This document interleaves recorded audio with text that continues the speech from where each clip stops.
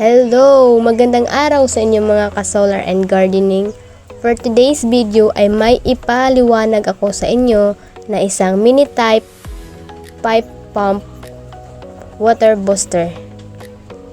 Ito ay isang mini type pipe pump model RGB 150 na karaniwang ginagamit bilang inline booster pump upang pataasin ang presyon ng tubig sa mga kagamitan ng bahay tulad ng shower, water heater at gripo.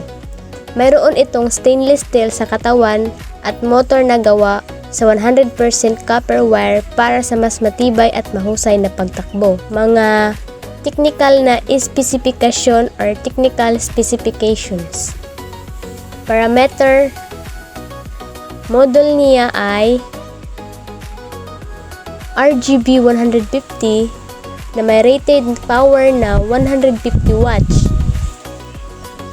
Rated voltage or voltahe ay 220, rated frequency or frekwensya ay 60 Hz, rated current ay 0.4 A, and rated flow bilis ng agos ay 45 liter, and rated head taas ng buga ay 18 metro, rated speed or bilis ng motor ay 4,500 RPM, caliber or sukat ng pipa ay 15 mm or 1/2 pulgada. Capacitor ay 3.5. Insulation class are class A.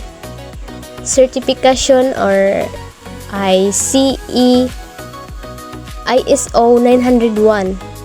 Manufaktura ay Ninying Pump Industry sa Zhejiang, China Incorporated Ltd.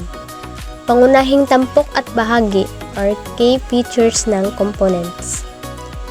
3-ways power switch. Matagpuan sa itaas na bahagi ng bomba. May tatlong opsyon sa paggamit. Auto mode. Otomatikong gumagana ang bomba kapag binuksan ang gripo o shower sa tulong ng flow switch. Off mode. Nakapatay ang bomba. And manual mode. Tuloy-tuloy na gumagana ang bomba kahit walang dumadaloy na tubig. External flow switch.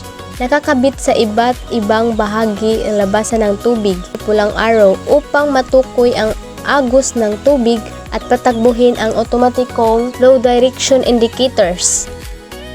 Ang mga pulang arrow sticker sa katawan ng bomba at flow sensor ay nagtuturo ng tamang direksyon ng agos ng tubig para sa wastong pagkakabit or installation. So, narito ang gabay ng mini type pipe booster sa paggamit.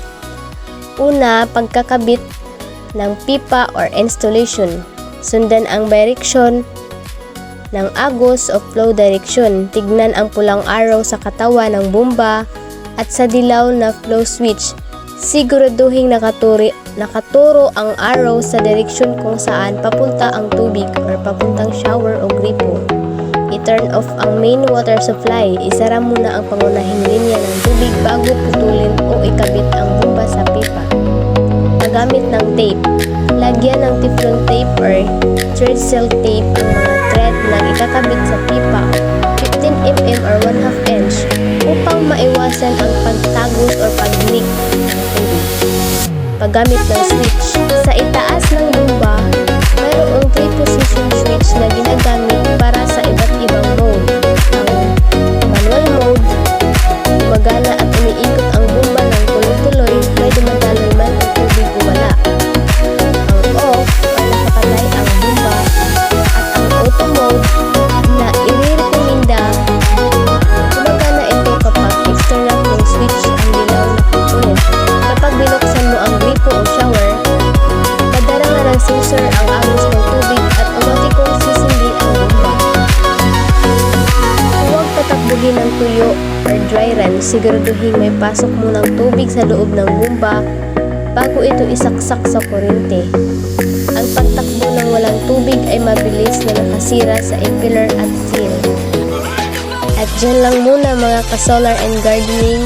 Maraming salamat sa panonood. Bye!